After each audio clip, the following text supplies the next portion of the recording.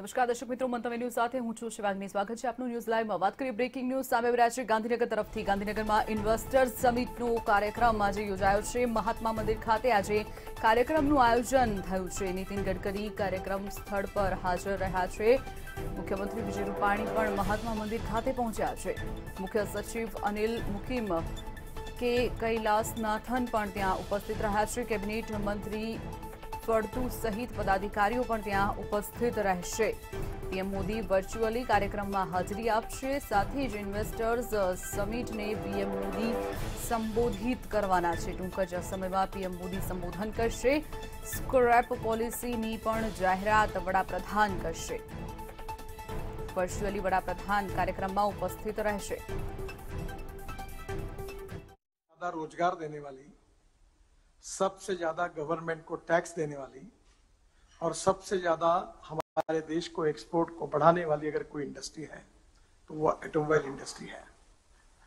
और इस इंडस्ट्री का और विकास हो और आत्मनिर्भर भारत में, भारत के निर्माण में हम जो नई नीतियों के साथ इस देश को आर्थिक दृष्टि से समृद्ध और संपन्न बनाना चाहते हैं, उसमें निश्चित रूप से इस क्षेत्र की भूमिका बहुत महत्वपूर्ण है।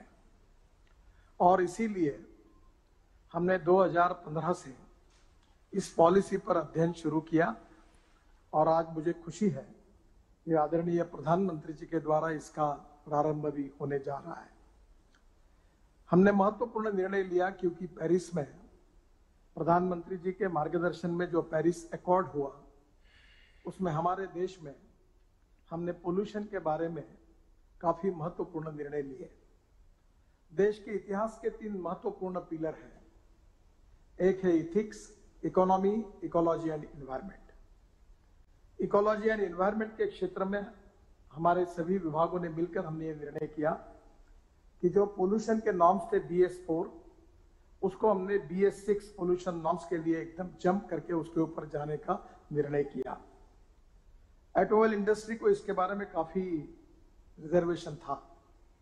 पेट्रोलियम कंपनी ने बहुत अच्छा कोऑपरेशन किया और आज हमने BS6 के पोल्यूशन नॉर्म्स को बहुत यशस्वी रूप से उसके ऊपर अमल किया है। पोल्यूशन के साथ साथ व्हीकल का फिटनेस, फ्यूल इफिशिएंसी और रोड सेफ्टी, ये भी महत्वपूर्ण बात है। अब इकोनॉमिक मॉडल में भी हमने रोड सेफ्टी में जो एयर बैग्स है वो मैंडेटरी किए हैं ताकि हम लोगों की जान बचा सके। हमारी एक सबसे बड़ी समस्या ये थी कि भारत में करीब 1 करोड़ ऐसी गाड़ियां थी जो बिना वैलिड फिटनेस के बिना चल रही थी। उसके कारण प्रदूषण भी बढ़ रहा था और फ्यूल में भी काफी खर्चा हो रहा था क्योंकि उसमें फ्यूल इफिशिएंसी नहीं थी और सेफ्टी के दृष्टि से भी अपने नॉर्म्स वो पूरी नहीं कर रही थी। और इसलिए स्वाभाविक रूप से स्क्रैपिंग पॉलिसी की शुरुआत उसी विचारों से हुई है। पुराने वाहन फिट वाहनों की तुलना में 10 से 12% अधिक पर्यावरण को निश्चित रूप से उसकी रक्षा करते हैं क्योंकि इसका जो पुराने वाहनों का जो प्रदूषण प्रमाण है वो 10 से 12 गुना अधिक है। और रोड सेफ्टी के लिए वो एक जोखिम के रूप में हमारे सामने निश्चित रूप से पुराने वाहनों को लेकर एक समस्या भी है। हमारा ऑटोमोबाइल सेक्टर बहुत महत्वपूर्ण है। ऑटोमोबाइल सेक्टर का कुल टर्नओवर 7.5 लाख करोड़ का है। इस इंडस्ट्री से लगभग 3.7 करोड़ लोगों को डायरेक्टली या इनडायरेक्टली रोजगार मिला है। ऑटो इंडस्ट्री का कुल एक्सपोर्ट 3.5 लाख करोड़ का है और कोविड महामारी के बावजूद भी पैसेंजर व्हीकल सेगमेंट की कुल रिकवरी प्री कोविड के मुकाबले 98% हुई है। हमने जो पॉलिसी के समय जो क्राइटेरिया निश्चित किया है, इस पॉलिसी में स्क्रैपिंग का प्राइमरी क्राइटेरिया गाड़ी का फिटनेस यही रखा गया है, एज नहीं। और इसलिए फिटनेस ये क्राइटेरिया रखने के कारण हम देश भर में डिस्ट्रिक्ट लेवल पर PPP मोड में हम फिटनेस सेंटर के भी निर्माण करने वाले कार्य को प्रोत्साहित कर रहे हैं। एज से केवल बढ़ती हुई एज अगर बढ़ा तो उसमें केवल हमने री रजिस्ट्रेशन फी और फिटनेस सर्टिफिकेट फीस जो है वो लागू की है। ये पॉलिसी सब स्टेक होल्डर्स के लिए फायदेमंद है और सबके लिए इसकी उपयोग भी होगा। इसका कारण ये है कि मैन्युफैक्चरिंग सेक्टर में इसके कारण बढ़ावा मिलेगा उसके साथ विशेष रूप से इसी के कारण हमारे सेविंग्स भी बढ़ेंगे। मैन्युफैक्चरिंग सेक्टर में जो हमको मेटल्स लगती है, copper, aluminium, steel, rubber, plastic, ये सब इसमें से वेस्ट के रूप में निकलेगा और जिससे हमारी कॉस्टिंग भी कम होगी और रोजगार की भी निर्मित होगी। जो नई व्हीकल आएगी वो रोड सेफ्टी के नॉर्म्स पूरे करने के कारण हम जनता का रक्षण भी कर सकेंगे और रॉ मटेरियल में कॉस्ट लो होने के कारण फिनिश प्रोडक्ट जो है उसकी कॉस्ट भी कम होगी। जैसे कॉस्ट कम होगी तो इंटरनेशनल मार्केट में नई टेक्नोलॉजी के साथ हम और कॉम्पिटिटिव बनेंगे, जिससे हमारा एक्सपोर्ट बढ़ेगा, गवर्नमेंट को भी फायदा होगा, टैक्स रेवेन्यू भी बढ़ेगा और रोजगार भी निर्माण होगा। तो निश्चित रूप से ये विन विन पॉलिसी सभी स्टेक होल्डर्स के लिए है। स्क्रैप मटेरियल से जो ऑटोमोबाइल इंडस्ट्री में सस्ते दाम में रॉ मटेरियल प्राप्त होगा, इसके कारण स्वाभाविक रूप से आप सबको पता है कि हम एल्यूमिनियम, कॉपर इंपोर्ट करते हैं और इसलिए जब हमारे देश में ये वेस्ट हमको मेटल वेस्ट मिलेगी तो इसके कारण निश्चित रूप से हमारा इंपोर्ट कम होगा। Copper, aluminium, steel, rubber and plastic निश्चित रूप से ये हमारे लिए उपलब्ध होगा। अगर नियमित रूप से स्क्रैपिंग की जाए तो करीब 99% तक इसकी रिकवरी हो सकती है और जिससे रॉ मटेरियल के कारण रॉ मटेरियल की कॉस्ट में 40% तक कमी आएगी, ऐसा अनुमान है। मुझे विश्वास है कि इससे कंपोनेंट सस्ते बनेंगे और जिसके वजह से इंटरनेशनल मार्केट में कॉम्पिटिटिवनेस हमारा बढ़ेगा और क्वालिटी में भी वृद्धि होगी, जिससे ऑटोमोबाइल का सेल्स भी बढ़ेगा। अनुमान है कि बढ़े हुए सेल्स की वजह से भारत सरकार को जीएसटी में लगभग 30 से 40 हजार करोड़ रुपए का फायदा होगा और स्टेट गवर्नमेंट को उनके जीएसटी में भी करीब 30 से 40 हजार करोड़ रुपए का फायदा होगा। डिपॉजिट सर्टिफिकेट के आधार पर नए वाहन खरीदने के लिए 5% की छूट भी मिलेगी, इसका भी अनुरोध हमने कंपनियों को किया है। रजिस्ट्रेशन फीस और रोड टैक्स में भी भारी छूट मिलेगी जो उस गाड़ी को स्क्रैप करेंगे। गाड़ी की स्क्रैप वैल्यू भी कम से कम 4 से 7% तक आएगी और उसके कारण उसका भी जो इनकम है वो भी निश्चित रूप से इससे मिलेगा। जो डायरेक्ट एम्प्लॉयमेंट इसके कारण मिलने वाली है उसमें scrapping centres, automatic fitness centres, इसकी वजह से करीब 10,000 करोड़ की अतिरिक्त इन्वेस्टमेंट इस क्षेत्र में आएगी और करीब 50,000 लोगों को डायरेक्ट एम्प्लॉयमेंट मिलने की संभावना है। स्क्रैपिंग सेंटर्स में जो मशीनरी और इक्विपमेंट्स लगेंगे उसमें निश्चित रूप से प्राइमरी क्राइटेरिया यही है कि maximum recovery of raw material कैसे हो जाए। बाद में इसको शायद सेग्रीगेट भी करना पड़ेगा, उसकी भी हमने प्लानिंग की है, जिसमें प्लास्टिक, कॉपर, एल्यूमिनियम, इसको सेग्रीगेट करके हम हमारे एंसेलरी इंडस्ट्रीज को दे सकेंगे, जिसके कारण इसका बहुत बड़ा फायदा होगा।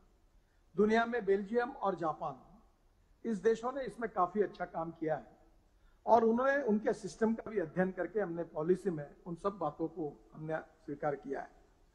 हमारा लक्ष्य है कि किसी भी गाड़ी को स्क्रैप करवाने के लिए गाड़ी को कम से कम 150 से 200 किलोमीटर दूर ज्यादा जाने की जरूरत ना पड़े, इतने स्क्रैपिंग सेंटर्स बने ताकि लॉजिस्टिक कॉस्ट कम हो। हर जिले में एक ऑटोमेटेड फिटनेस सेंटर भी हो और जिससे फुल्ली कंप्यूटराइज चेकिंग होगा और ऑटोमेटेड फिटनेस सेंटर जो है ये पीपीपी मोड में करने की हमारा प्रयास है। ये भी निश्चित रूप से इसमें इन्वेस्टमेंट आएगी। जो स्क्रैप मटेरियल में जैसे एलिमेंट्स है उसमें लिथियम है, एल्यूमिनियम भी है, वो भी प्राप्त होगा और इलेक्ट्रिक व्हीकल के बैटरी में जो विशेष रूप से मैन्युफैक्चरिंग में काम आती है जो मेटल है वो भी पुराने गाड़ी के मैग्नेट से उधर से निकलेगी, जो लिथियम आयन बैटरी बनाने में काम आएगी। जो भंगार स्क्रैपिंग इंडस्ट्री को एक इनफॉर्मल स्वरूप में है उसको यह पॉलिसी फॉर्मलाइज कर रही है, ऑर्गेनाइज कर रही है। और एक अच्छी बात गुजरात के लिए महत्वपूर्ण है कि मैं जब शिपिंग मिनिस्टर था तो हमने कांडला पोर्ट का ड्राफ्ट 18 मीटर बनाया है। हमारे आजू बाजू के देशों में स्क्रैपिंग की व्यवस्था नहीं है, तो वहां की पुराने गाड़ियों को इस प्रकार से बड़ा कंटेनर टाइप उसका पैकिंग करके अगर 2 लाख टन का शिप अगर कांडला में आता है तो उससे और सस्ता रॉ मटेरियल जो हम कॉपर और एल्यूमिनियम इंपोर्ट करते हैं उसके बजाय ये अगर स्क्रैपिंग आएगा तो कांडला में इसमें विशेष रूप से इकोनॉमिकली फायदा होगा। मेरा आदरणीय मुख्यमंत्री से अनुरोध है कि कांडला में इस प्रकार का इंडस्ट्रियल क्लस्टर अगर होता है तो निश्चित रूप से 18 मीटर के ड्राफ्ट के कारण दुनिया भर की जो स्क्रैप मटेरियल है, गाड़ियां है, वो अगर आएगी तो इसका एक बहुत बड़ा इंडस्ट्रियल क्लस्टर वहां हो सकता है। मैं एमएसएमई मंत्री था तो थोड़ा इसमें प्रयास किया, आप जरूर इसमें आगे अध्ययन करिए और आपको उचित लगेगा तो इसका निश्चित रूप से फायदा होगा। आदरणीय प्रधानमंत्री जी ने हमें विशेष अनुरोध किया था कि विशेष रूप से अलंग में एक इंटीग्रेटेड स्क्रैपिंग हब बनाने का लक्ष्य है। आप सबको पता है कि हमारे जो शिप्स है जो पुराने हो जाते हैं उसका स्क्रैपिंग करने के लिए पूरे बहुत दिनों से, अनेक सालों से वहां आते हैं और ये भी बहुत बड़ा बिजनेस है, रोजगार देने वाला है, देश की वेल्थ को समृद्ध करने वाला है। तो निश्चित रूप से अलंग में भी हमने इंटीग्रेटेड स्क्रैपिंग हब बनाने के लिए हमारे तरफ से राज्य सरकार के सहयोग से हम निश्चित रूप से इनिशिएटिव लेंगे। भारत में पूरे साउथ ईस्ट एशिया को स्क्रैपिंग हब भारत को बनाने का हमारा सपना है। बांग्लादेश, भूटान, म्यांमार, मालदीव, नेपाल, श्रीलंका जैसे देशों की स्क्रैप गाड़ियां, ये जो 18 मीटर का ड्राफ्ट है कंडला पोर्ट में, उसका उपयोग करके यहाँ लाकर ये निश्चित रूप से हमारे यहाँ इंडस्ट्रियल क्लस्टर बनकर नए रोजगार का भी निर्माण होगा। और यही इंडस्ट्री है कि जो देश में सबसे ज्यादा रोजगार देती है, सबसे ज्यादा एक्सपोर्ट करती है। अभी टू व्हीलर इंडस्ट्री में हमारा 50% प्रोडक्शन एक्सपोर्ट हो रहा है। तो स्वाभाविक रूप से हम अब ethanol, methanol, biodiesel, bio CNG, electric और ग्रीन हाइड्रोजन, विशेष रूप से प्रधानमंत्री जी ने ग्रीन हाइड्रोजन का भी मिशन जाहिर किया है। जो फ्यूचरिस्टिक टेक्नोलॉजी है उसका उपयोग करके निश्चित रूप से आगे इसका बहुत बड़ा फायदा होगा। और मेरा विश्वास है कि देश की इकोनॉमी को जो आत्मनिर्भर भारत बनाने का प्रधानमंत्री जी का जो सपना है, उसमें ये नीति निश्चित रूप से काम में आएगी, रोजगार भी निर्माण करेगी, एक्सपोर्ट भी बढ़ाएगी, वेल्थ भी बढ़ेगी, रेवेन्यू भी बढ़ेगा। और देश, हम ये सपना हमने तय किया है कि 5 साल के अंदर हिंदुस्तान, ये आज ऑलरेडी हमारे पास सब वर्ल्ड के ब्रांड्स हमारे देश में उपस्थित है और हम ये कोशिश करेंगे कि हिंदुस्तान को ऑटोमोबाइल मैन्युफैक्चरिंग का नंबर 1 का वर्ल्ड का मैन्युफैक्चरिंग हम हिंदुस्तान को बनाने की कोशिश करेंगे। और मेरा विश्वास है कि आदरणीय प्रधानमंत्री जी के मार्गदर्शन में और हमारे मिनिस्ट्री की ओर से निश्चित रूप से 5 साल में यह हमारा सपना पूरा होगा। वर्ल्ड की जितने रेपुटेड ब्रांड्स हैं वो पूरे हिंदुस्तान में उनका प्रेजेंट है और बाकी भी जो इलेक्ट्रिक व्हीकल के हैं वो भी आने के लिए तैयार है। और अब हमने ई व्हीकल में भी काफी लीड लिया है। लिथियम आयन बैटरी 86% इंडिया में बनाते हैं, ग्रीन हाइड्रोजन में भी काफी शुरुआत हुई है। तो मेरा विश्वास है कि ये इंडस्ट्री हिंदुस्तान की विकास में, हमारी इकोनॉमी में एक बहुत बड़ा मील का पत्थर साबित होगी। आज इस ऐतिहासिक कार्य का शुभारंभ आदरणीय प्रधानमंत्री जी के द्वारा हो रहा है। मैं हृदय से उनको बहुत बहुत धन्यवाद देता हूं और आप सबको भी धन्यवाद देते हुए अपनी बात को समाप्त करता हूं। नमस्कार।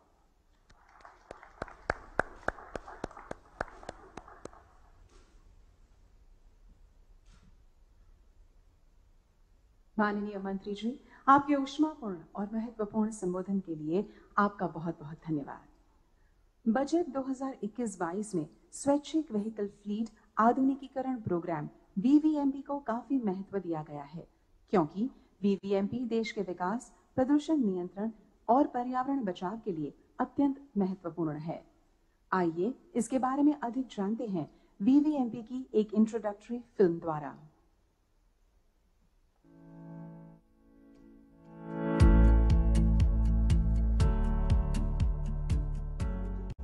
Older vehicles pose a risk to road safety, have higher consumption of fuel and pollute the environment. In line with the Sustainable Economic Development Vision of Honorable Prime Minister Shri Narendra Modi, Government of India announced the Voluntary Vehicle Fleet Modernization Program, VVMP, also known as Vehicle Scrapping Policy. Vehicle scrapping policy presents a win-win situation for all stakeholders, be it vehicle owners, pedestrians, industries or the government. Scrapping of vehicles will make our roads safer for passengers and pedestrians. Newer vehicles have better fuel efficiency, lower maintenance costs and lower or no burden of fitness testing cost and green taxes, thereby lowering cost of ownership for the vehicle owners. On depositing the vehicle for scrapping, the vehicle owners will get a certificate of deposit which will be tradable. It can be used to avail multiple benefits such as registration fee waiver, road tax concession and auto OEM discounts on purchase of new vehicles. For successful implementation of the policy, an investment of rupees 10,000 crores is required to set up 450 to 500 automated testing stations, ATS, and 60 to 70 registered vehicle scrapping facilities, RVSF, across the country. These present very attractive opportunities for investors. A single window clearance portal is being developed, where the registration applications for ATSs and RVSFs will be catered through a single portal within 60 days. The policy will formalize the currently informal scrapping sector and promote safe and environment-friendly scrapping of vehicles. This will also lead to an increase in availability of low-cost raw materials for automotive, steel and electronics industry. These benefits, along with increased automobile sales, are expected to create 35,000 new job opportunities. The vehicle scrapping policy targets voluntary scrapping for more than 1 crore vehicles, which are either unfit or have not applied for re-registration.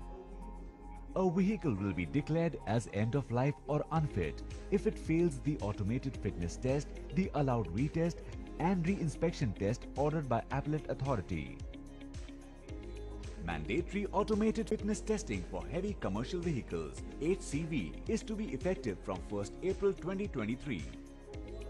For all other classes of commercial vehicles as well as private vehicles, fitness testing through ATS is proposed to be mandated in phases from 1st June 2024, once adequate number of automated testing stations are set up.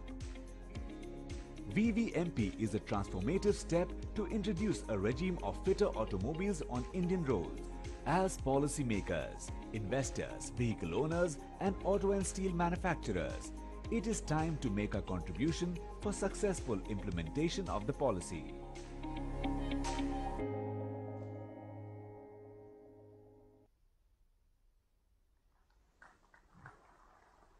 This is going to be change for the good beginning. Thank you. अब मैं गुजरात राज्य के माननीय मुख्यमंत्री श्री विजय भाई रूपाणी से नम्र निवेदन करूंगी कि वे प्रासंगिक उद्बोधन करें। Over to you sir.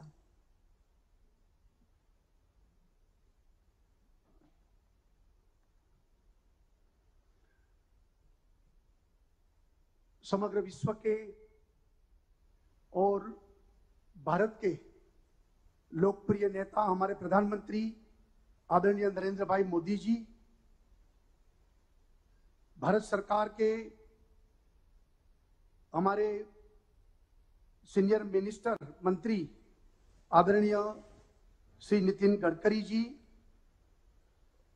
मंच पर उपस्थित हमारे ट्रांसपोर्ट मिनिस्टर श्रीमान फल्दू जी,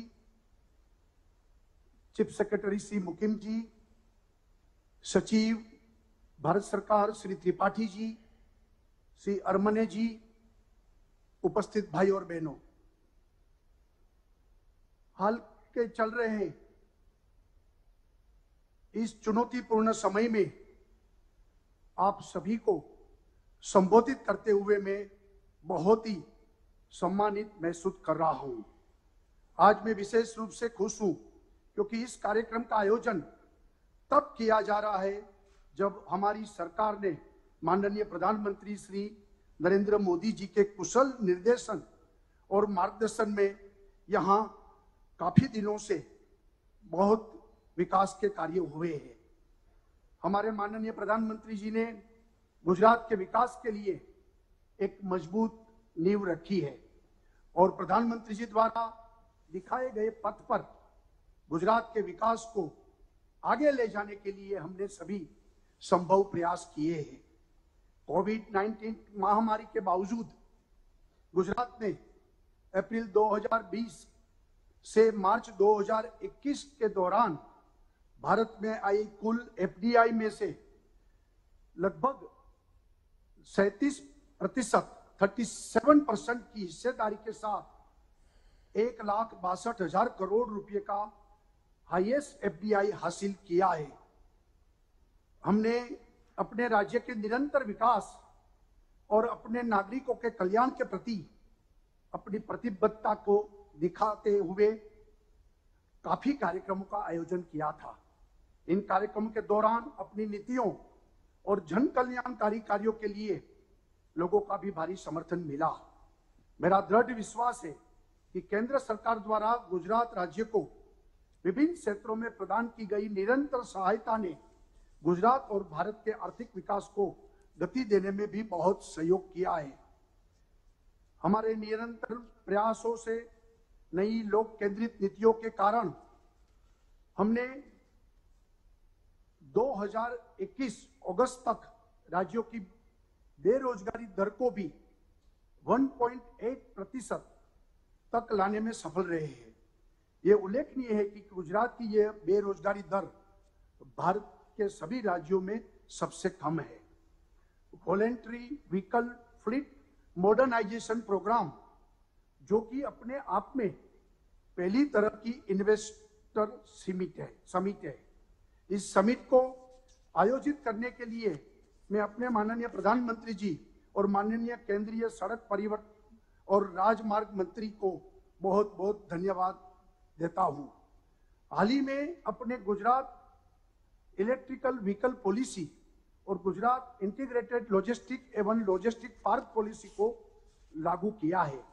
हमारी ये नीतियां विकास के साथ साथ राज्य में पर्यावरण के अनुकूल तकनीक, एफिशिएंट लॉजिस्टिक्स और गुजरात को ऑटोमोबाइल मैन्युफैक्चरिंग रिसाइकलिंग के लिए पसंदीदा केंद्र में बनाने में भी बहुत ही महत्वपूर्ण भूमिका निभाएगी।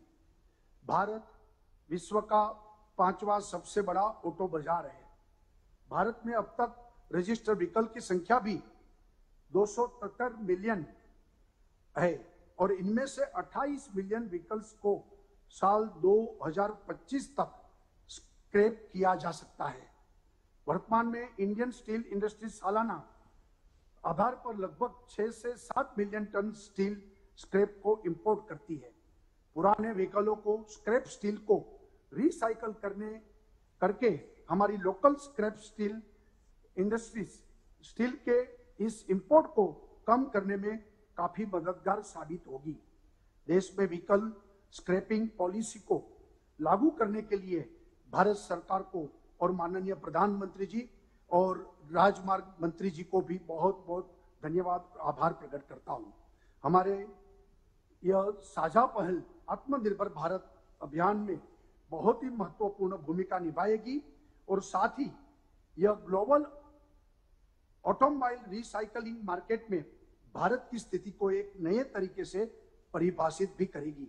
हमारा गुजरात भारत के सबसे बड़ा ऑटोमोबाइल हब में से एक है। हमारे राज्य में कई बड़ी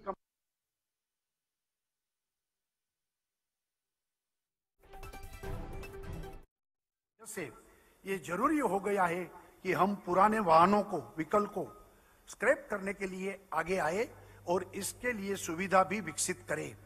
गुजरात का इतिहास रहा है कि हमारे लोगों ने अपनी क्षमता से ट्रेडिशन, इनोवेशन, एम्बिशन और इमेजिनेशन का अनूठा संगम हमने बनाया है। यह पॉलिसी ऑटोमोटिव इंडस्ट्रीज में एक सर्कुलर इकोनॉमी के रूप में काम करेगी और पुराने और खराब वाहनों की संख्या को भी काफी कम करेगी। साथ ही ये पॉलिसी भारत के क्लाइमेट कमिटमेंट को भी पूरा करने के लिए वायु प्रदूषण को कम करने भी महत्वपूर्ण भूमिका निभाएगी। मेरा मानना है कि पॉलिसी देश में नए व्यवसाय मॉडल्स प्रदान करेगी जो मटेरियल्स के रीयूज, रिसाइकलिंग को प्रोत्साहित करेगी। इसलिए गुजरात अपने इस मौजूदा इकोसिस्टम का लाभ उठाना चाहेगा और रजिस्टर्ड व्हीकल स्क्रैपिंग फैसिलिटी और ऑटोमेटेड फिटनेस सेंटर्स को विकसित करने और उन्हें स्थापित करने के लिए इन्वेस्टर्स को भी आकर्षित करेगा। मुझे विश्वास है कि आज का ये कार्यक्रम गुजरात के लिए व्हीकल स्क्रैपिंग पॉलिसी के कार्यान्वयन में भारत का अग्रणी राज्य बनने का यह महत्वपूर्ण मंच साबित होगा। मुझे आपको ये बताते हुए खुशी है कि गुजरात सरकार राज्य द्वारा में व्हीकल स्क्रैपिंग सुविधा के विकास के लिए पहले कदम के रूप में 6 MOU पर हस्ताक्षर करने के लिए हम जा रहे हैं। मैंने अपने परिवहन विभाग को निर्देश दिया है कि वे इस पॉलिसी का अधिक से अधिक लाभ उठाए और इस पॉलिसी को जल्दी से जल्दी और प्रभावी तरीके से कार्यान्वित करे। बहुत बहुत धन्यवाद। जय हिंद, जय जय गरवी गुजरात।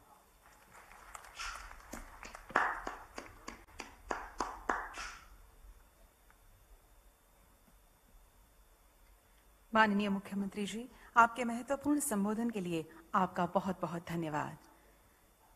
वीवीएमपी की विविध नीतियां और प्लानिंग अत्यंत महत्वपूर्ण है, जिससे निवेशकों को समझने में और उद्योग करने में आसानी हो।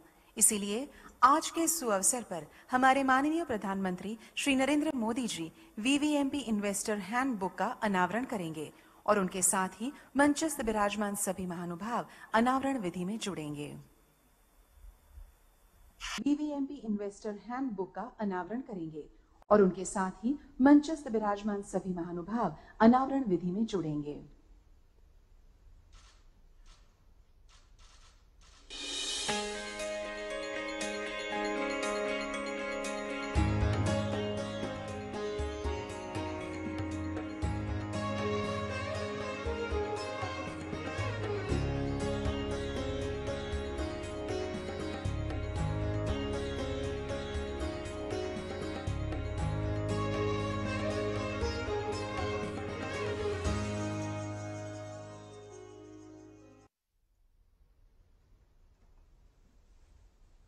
Thank you, Honorable Prime Minister, sir, and all the esteemed dignitaries for doing the honors. आज इस विशेष कार्यक्रम में इन्वेस्टर के साथ MOU साइनिंग भी होने जा रहा है।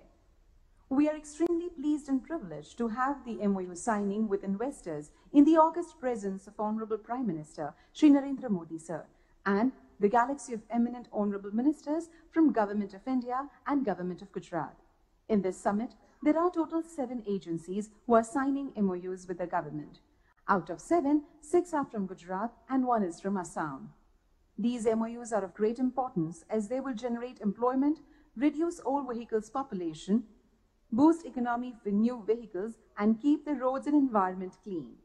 For the first MOU, I will request Shri Sushant Nayak, Global Head, Government and Public Affairs, Tata Motors Limited, Ahmedabad, to kindly step on the dais. I request Shri M.K. Das, Additional Chief Secretary, to do the honors.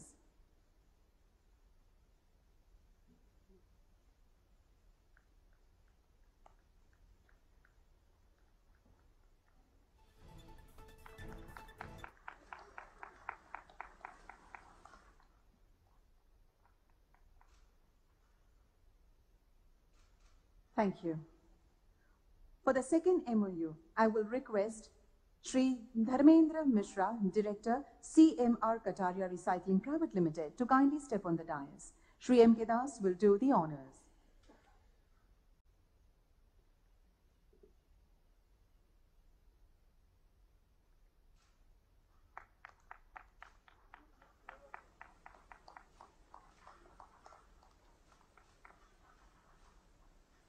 Good luck and thank you.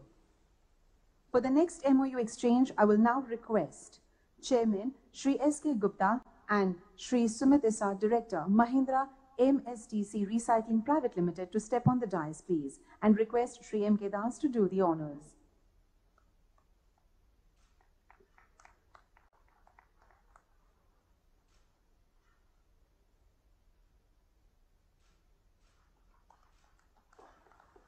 Good luck and thank you. Now I humbly request Shri Mehul Patel, Director, Modest Infrastructure, to kindly step on the dais for the next MOU. I humbly request Shri M.K. Das, sir, to do the honors.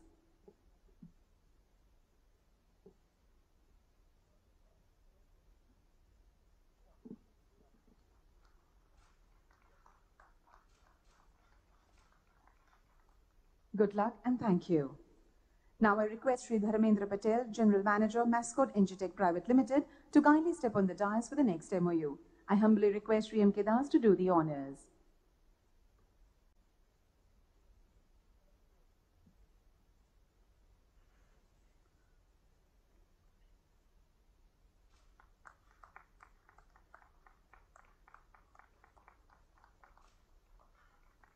Good luck and thank you. Now I request Shri Tejas Shah, Mono Steel India Limited, to kindly step on the dais for the next MOU. I humbly request Shri M.K. Das to do the honors.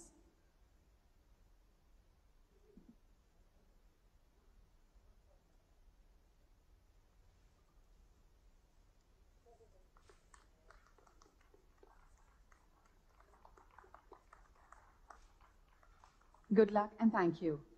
For the last MOU, I request Shri Adil Khan, Commissioner, Transport, Assam State, to step on the dais, and also request Shri Nilesh Agrawal, CEO, SN Group, Assam, to kindly step on the dais for the MOU exchange.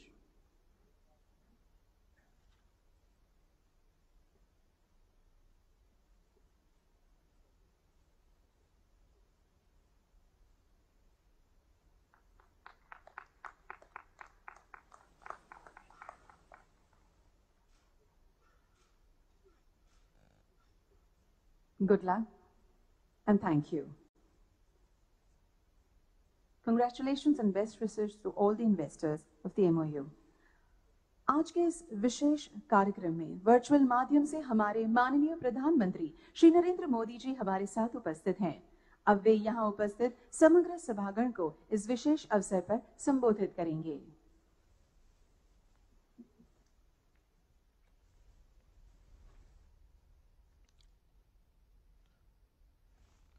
नमस्कार।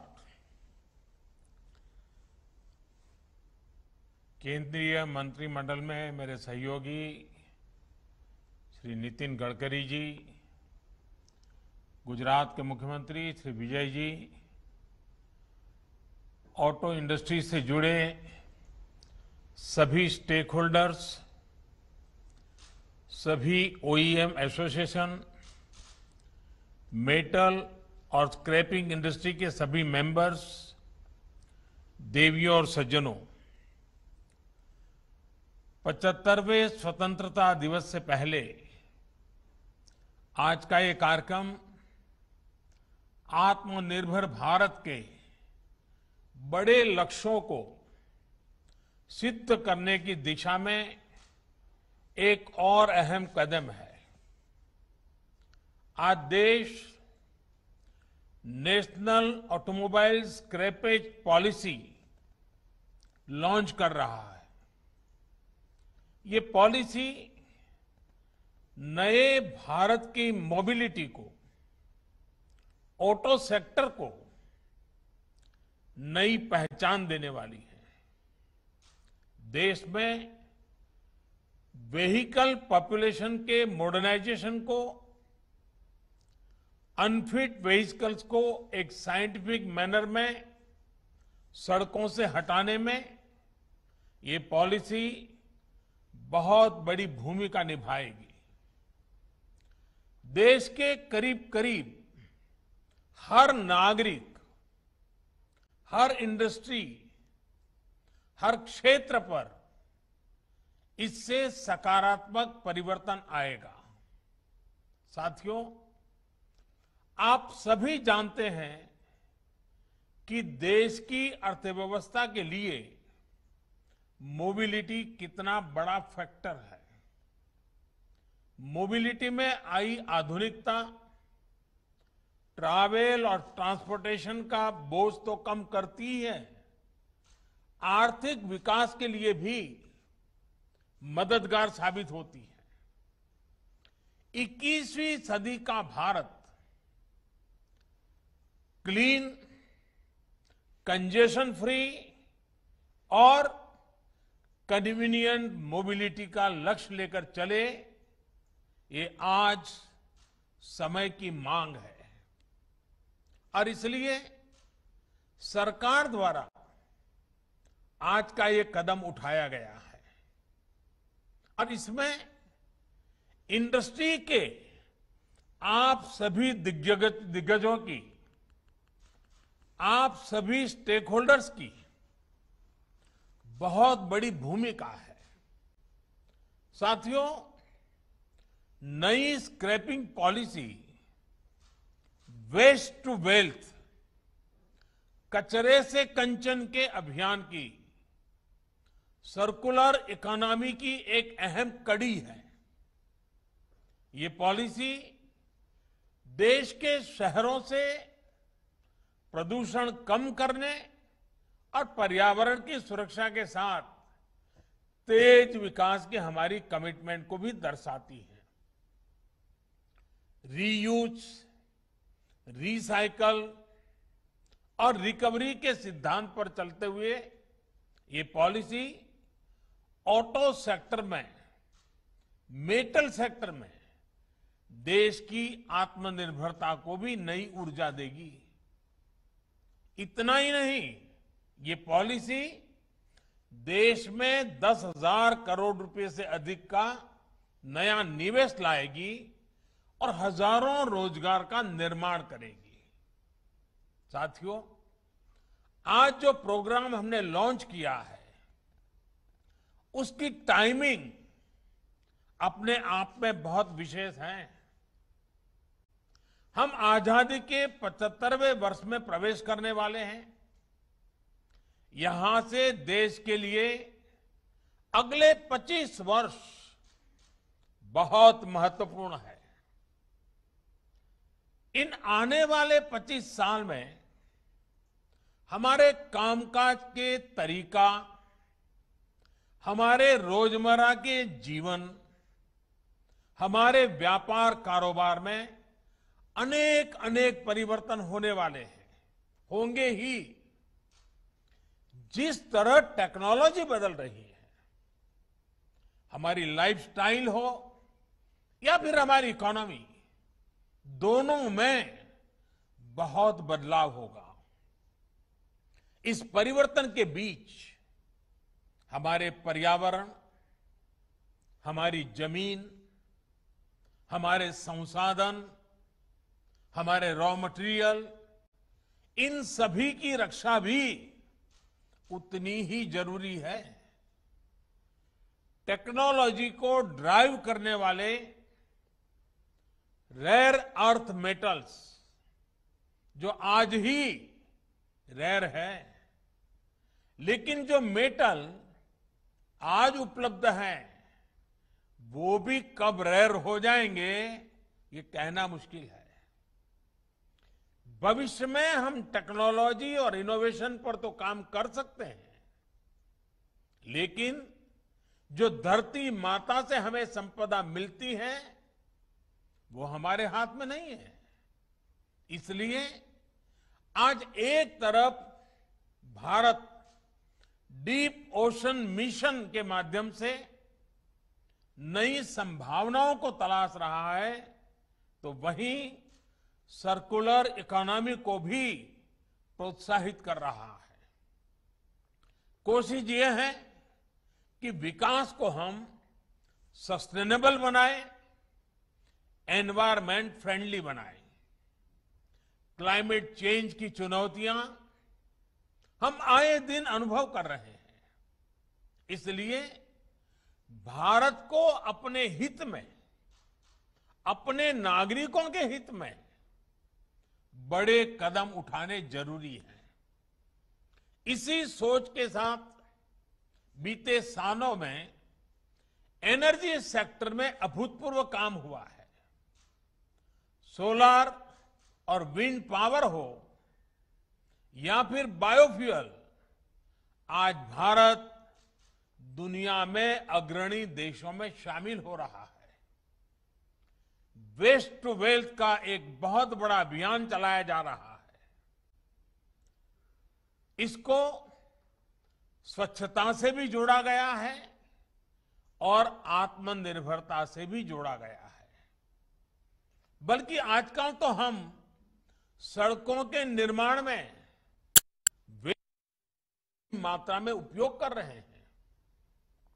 सरकारी building, गरीबों के लिए घर के निर्माण में भी रिसाइकलिंग को प्रोत्साहित किया जा रहा है।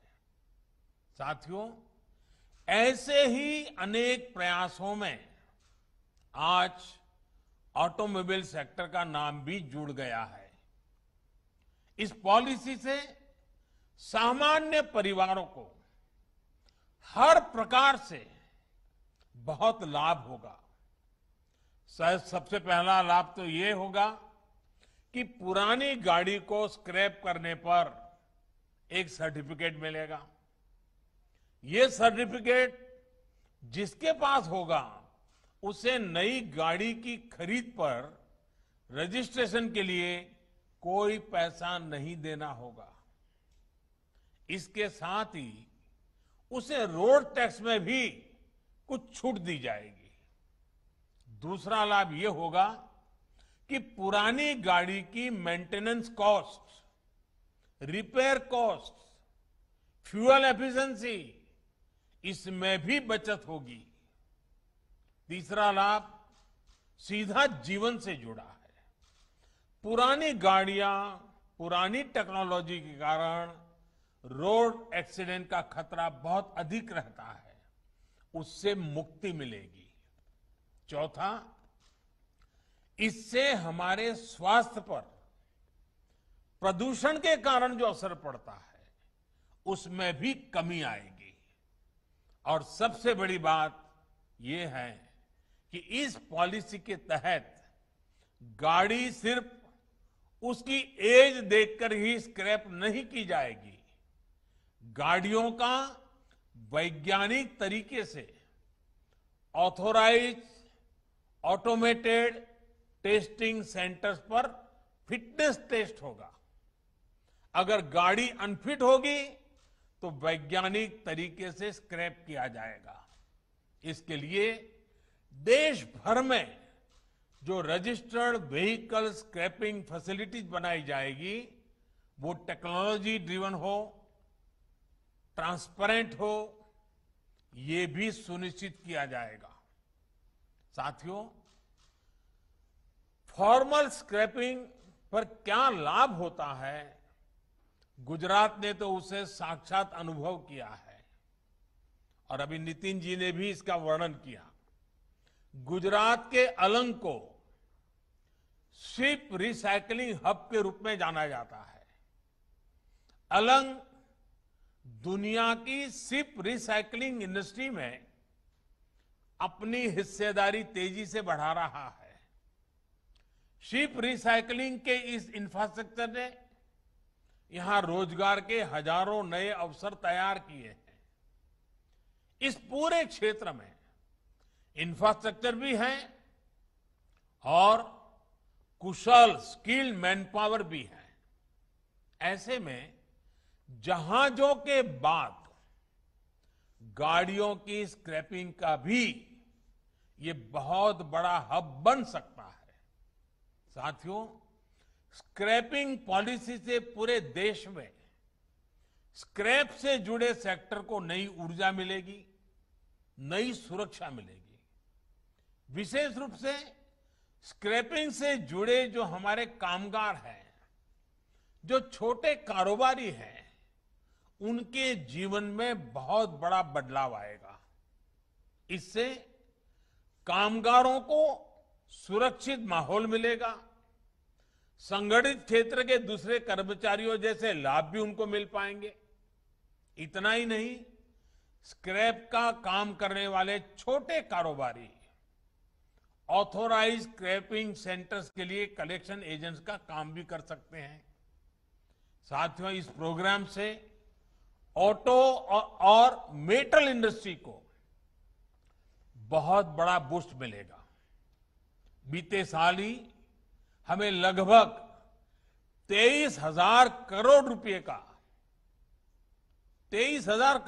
का स्क्रैप स्टील इंपोर्ट करना पड़ा है, क्योंकि भारत में जो अभी तक स्क्रैपिंग होती है वो प्रोडक्टिव नहीं है। एनर्जी रिकवरी ना के बराबर है। हाई स्ट्रेंथ स्टील एलॉय की पूरी वैल्यू नहीं निकल पाती और जो कीमती मेटल है उनकी रिकवरी भी नहीं हो पाती। अब जब एक साइंटिफिक टेक्नोलॉजी आधारित स्क्रैपिंग होगी तो हम रेयर अर्थ मेटल्स को भी रिकवर कर पाएंगे।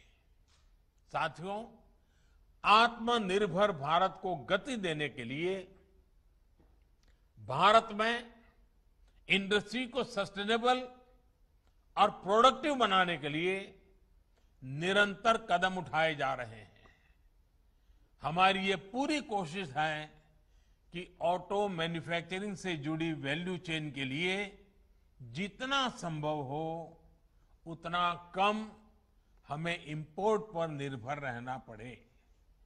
लेकिन इसमें इंडस्ट्री को भी थोड़े एक्स्ट्रा एफर्ट्स की जरूरत है। आने वाले 25 साल के लिए आपके पास भी आत्मनिर्भर भारत का एक स्पष्ट रोड मैप होना चाहिए। देश अब क्लीन, कंजेशन फ्री और कन्वीनियंट मोबिलिटी की तरफ बढ़ रहा है। इसलिए पुरानी अप्रोच और पुरानी प्रैक्टिसेस को बदलना ही होगा। आज भारत सेफ्टी और क्वालिटी के हिसाब से ग्लोबल स्टैंडर्ड्स अपने नागरिकों को देने के लिए प्रतिबद्ध है। BS4 से BS6 की तरफ सीधे ट्रांजिशन के पीछे यही सोच है। साथियों, देश में ग्रीन और क्लीन मोबिलिटी के लिए सरकार रिसर्च से लेकर इंफ्रास्ट्रक्चर तक हर स्तर पर व्यापक काम कर रही है। इथेनॉल हो, हाइड्रोजन फ्यूल हो या फिर इलेक्ट्रिक मोबिलिटी, सरकार की इन प्राथमिकताओं के साथ इंडस्ट्री की सक्रिय भागीदारी बहुत जरूरी है। R&D से लेकर इंफ्रास्ट्रक्चर तक इंडस्ट्री को अपनी हिस्सेदारी बढ़ानी होगी। इसके लिए जो भी मदद आपको चाहिए वो सरकार देने के लिए तैयार है। यहां से हमें अपनी पार्टनरशिप को नए लेवल पर ले जाना है। मुझे विश्वास है कि ये नया प्रोग्राम देशवासियों में भी और ऑटो सेक्टर में भी एक नई ऊर्जा भरेगा, नई गति लाएगा और नए विश्वास का संचार भी करेगा। आज के इस महत्वपूर्ण अवसर को मैं नहीं मानता हूं कि उद्योग जगत के लोग जाने देंगे। मैं नहीं मानता हूं कि पुरानी गाड़ियों को ढोने वाले लोग इस अवसर को जाने देंगे। ये अपने आप में एक बहुत बड़ा परिवर्तन का विश्वास लेकर के आई हुई ये व्यवस्था है। आज गुजरात में इस कार्यक्रम को लॉन्च किया गया है, इस पॉलिसी को लॉन्च किया गया है। और गुजरात का तो वैसे भी और हमारे देश में भी सर्कुलर इकोनॉमी शब्द नया आया होगा, लेकिन हम लोग तो जानते हैं कि अगर कपड़े पुराने होते हैं तो हमारे घरों में दादी माँ उसमें से ओढ़ने के लिए रजाई बना देती हैं। फिर रजाई भी पूरी हो जाती है, पुरानी हो जाती है, तो उसको भी फाड़ तोड़ करके कचरा पोता के लिए उसका उपयोग करते हैं। यानी रिसाइकलिंग क्या कहते हैं, सर्कुलर इकोनॉमी क्या कहते हैं, वो भारत के जीवन में नई नहीं है। हमें बस वैज्ञानिक तरीके से इसको आगे बढ़ाना है और वैज्ञानिक तरीके से आगे बढ़ाएंगे तो मुझे विश्वास है कि कचरे में से कंचन बनाने के इस अभियान में हर कोई शरीक होगा और हम भी और नई नई चीजें आविष्कार करने की दिशा में सफल होंगे। मैं फिर एक बार आप सबको बहुत बहुत शुभकामनाएं देता हूं। बहुत बहुत धन्यवाद।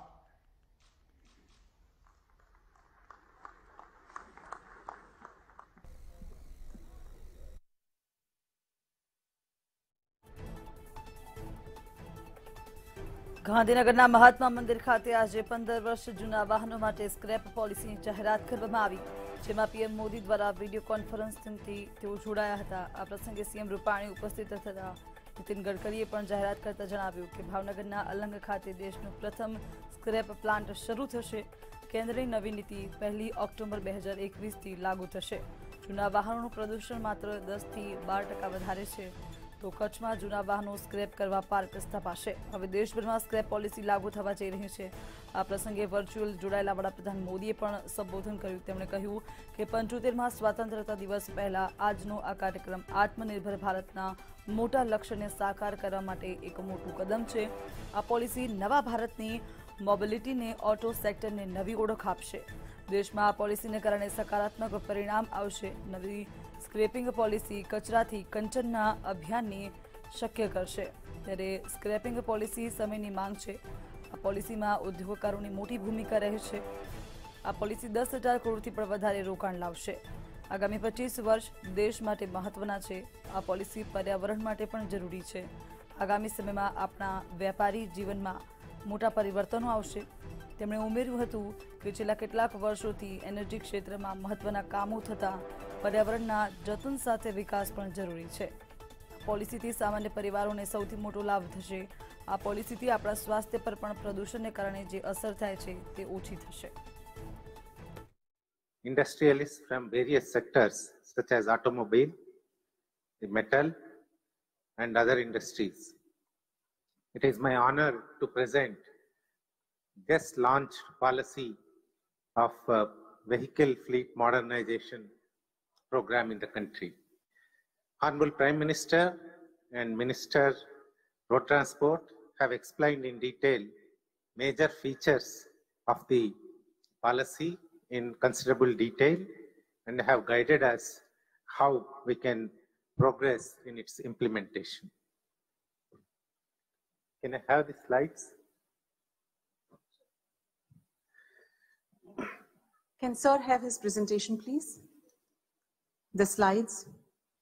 I will very briefly highlight some of the important features of the policy and Just a moment, sir.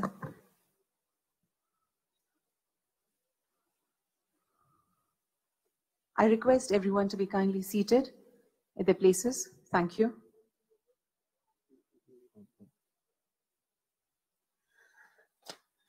the policy is basically aimed at ensuring that the consumers, that is the vehicle owners, get a very safe, cheap, and also very economically, environmentally sustainable vehicles. The current fleet of vehicles in India is very old and many of them do not conform to the pollution norms. તો આજે નવી scrap પોલિસીની જાહેરાત કરવામાં આવી। નવી scraping પોલિસીથી દેશમાં 10,000 કરોડનું રોકાણ આવશે તે વાતનો ઉલ્લેખ પણ પ્રધાનમંત્રીએ તેમના સંબોધનમાં કર્યો।